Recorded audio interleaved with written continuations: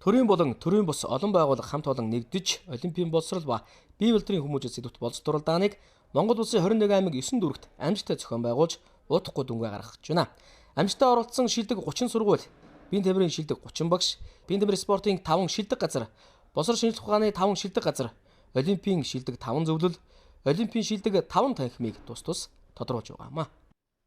Энэ болцол уралдааных нь гол онцлог гол үр дүн гэвэл энэ зохион байгуулалтын хэмжээнд маш өндөр хэмжээний зохион байгуулагдал. Аймаг дүүрэг болгонд салбар зохион байгуулалт хороо байгуулагдаад за мөн одоо ажлын гурвалсан гэрээ байгуулад ажлын төлөвлөгөө гаргаад ингээд тэрийг хэрэгжүүлээ явсан. Энд бол нийтдээ бол нэг 500 гаруй сургууль, дээр нь нийтдээ бол нэг 400 гаруй мянган хүүхэд бол идэвхтэй энэ үйл ажиллагаанд хамрагдаж оролцсон байгаа.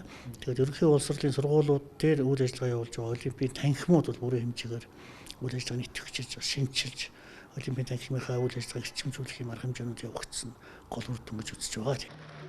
Болцол туралдаанд Сүхбаатар дүүргийн Эрдэмийн хөдөлж цогцлбор сургуулийн хамт олон идэвхтэй оролцлоо. Одоогоор тус сургуульд 3000 гаруй хүүхэд залуучууд суралцж байна. Бусад сургуулиудыг бодвол тус сургууль нь нэг хүүхдэд оногдох спортын заа тамхины хүрэлцээ сайтай, тамирчин сурагчид нь олон улсын болон улсын чанартай томоохон нэмцэн уралдаанд тогтмол амжилттай оролцдог шилдэг сургуулаа.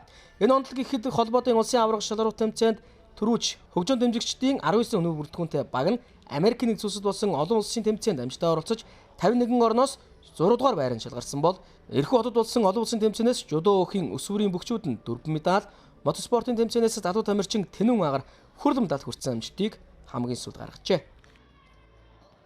Спортын бүх тоглолтууд өөрөө дүрмтэй. Тэгээ энэ дүрмийг дагаад сурцсан хүүхэд гэдэг бол амьдралд бас тийм хэм хэмжээ дагаад сурж төлөвшдөг.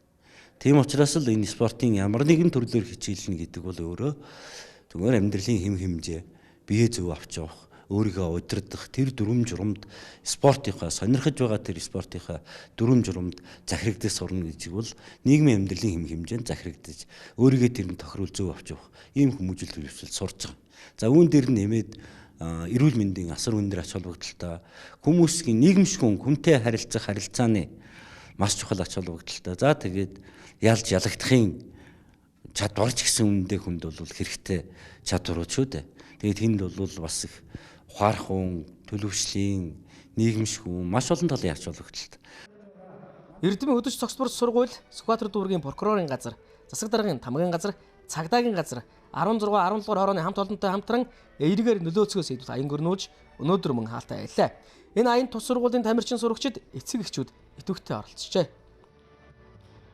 Хүүхэд одоо уран сайхнаар спортоор хичээлэх нь бас өөрөө эергээр нэгэндээ зөв үлгэр дуурайл болно.